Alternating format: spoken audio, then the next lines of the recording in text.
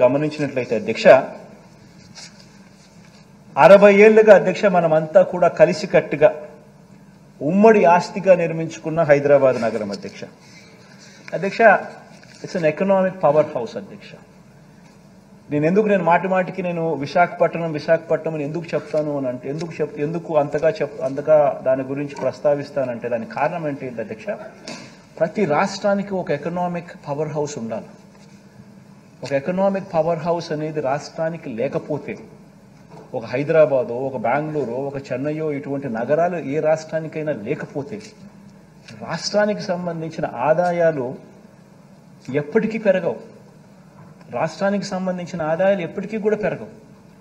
దానికి నిదర్శనమే అధ్యక్ష ఏ రకంగా మనం హైదరాబాద్ కోల్పోయి ఏ రకంగా మనం నష్టపోయినాము అని చూపించే డేటా అధ్యక్ష. విభజన కారణంగా అధ్యక్ష ఒకసారి గమనించినట్లయితే అధ్యక్ష దాంట్లో స్లైడ్ గమనించినట్లయితే అధ్యక్ష విభజన కారణంగా అధ్యక్ష స్థూల ఉత్పత్తి పరంగా అంటే జిఎస్డిపి పరంగా ఒకసారి గమనించినట్లయితే కంబైన్డ్ రాష్ట్రానికి సంబంధించిన జిఎస్డిపి 17,31,148 కోట్లు 2018-19లో ఉంటే 50% మనకు తెలంగాణకు ఇంకొక 50% కనిపిస్తూ ఉంది. కానీ అక్కడ చూడాల్సింది ఏమిటంటే అధ్యక్ష ఆ 50% 58% జనాభాకు, ఈ 50% 42% జనాభాకు. ఇది చాలా చాలా ఇంపార్టెంట్ అంశం అధ్యక్ష. ఎందుకంటే దీని ఇంపాక్ట్ ఏమిటి అని అంటే రాష్ట్రం ప్రతి సంవత్సరం 13,000 కోట్లు నష్టపోతుంది. 58% జనాభాకు 50% జిఎస్డిపిలో వాటా, ఇంకొక 50% వాటా 42% జనాభాకు. The impact of that is రాష్ట్రం 13,000 కోట్ల రూపాయలు నష్టపోతా ఉన్న పరిస్థితి ప్రతి సంవత్సరం. ఇంకా ఒక సైడ్ గమనించినట్టయితే అధ్యక్ష జనాభా చూస్తే మంది 5,14,00,000 2018-19లో, తెలంగాణలో 3,63,00,000. అది జనాభా పరంగా కనిపిస్తూ ఉంది. రాష్ట్ర విభజన వల్ల అధ్యక్ష తలసరి ఆదాయం తగ్గిపోయింది.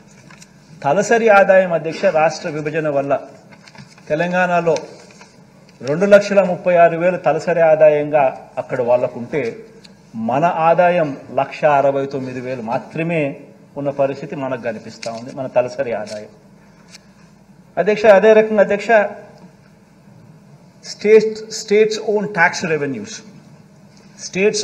రెవెన్యూస్ అంటే రాష్ట్రానికి ట్యాక్సుల రూపాన వచ్చే ఆదాయాన్ని కూడా ఒకసారి గమనించినట్లయితే అది కూడా చూస్తే అధ్యక్ష 2018-19కి వచ్చేసరికి ఆంధ్ర రాష్ట్రం 58% జనాభా పెట్టుకొని స్టేట్స్ ఓన్ ట్యాక్స్ రెవెన్యూస్ 58,000 కోట్లు అయితే తెలంగాణ 42% జనాభా పెట్టుకొని వాళ్ళ స్టేట్స్ ఓన్ రెవెన్యూస్ 65,000 కోట్లు.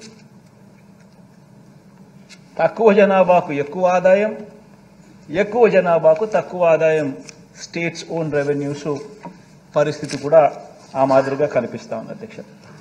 ఇక్కడ మోస్ట్ ఇంపార్టెంట్ ఆస్పెక్ట్ ఏంటంటే అధ్యక్ష బాయన్సీ అధ్యక్ష. ట్యాక్స్ బాయన్సీ అనేది వెరీ వెరీ ఇంపార్టెంట్ అంశం. అంటే ఎప్పుడైనా కూడా ట్యాక్సులు ఎప్పుడు పెరుగుతాయి అని అంటే అగ్రేరియన్ ఎకానమీగా ఉన్న మనలాంటి రాష్ట్రాలలో ట్యాక్సులలో పెరుగుదల తక్కువ ఉంటుంది అధ్యక్ష. ఈ సర్వీసెస్ సెక్టర్ ఎక్కడైతే ఉంటుందో ఈ పెద్ద పెద్ద సిటీస్లో ఈ కంప్యూటర్స్ కానీ ఈ ఐటీ కానీ ఇవన్నీ ఈ సర్వీసెస్ సెక్టర్స్ ఎక్కడైతే ముమ్మరంగా ఉంటుందో ఈ సిటీస్లో అక్కడ tax revenues buoyancy for tax revenues అనేది ఎక్కువ ఉంటుంది. గమనించినట్లయితే అధ్యక్ష ఆ బాయన్సీ ఆఫ్ ట్యాక్స్ రెవెన్యూస్, అందుకని నేను విశాఖపట్నం అని చెప్పి అంత గట్టిగా ఎందుకు అంతగా చెప్తా ఉంటాను అంటే దానికి కారణం అది అధ్యక్ష.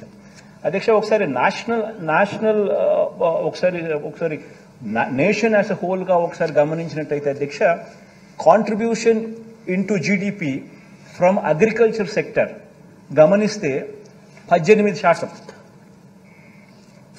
అగ్రికల్చర్ నుంచి జీడిపికి కాంట్రిబ్యూషన్ నేషన్ వైడ్ గమనిస్తే 18% ఉంటే తెలంగాణలో 17% ఉంది.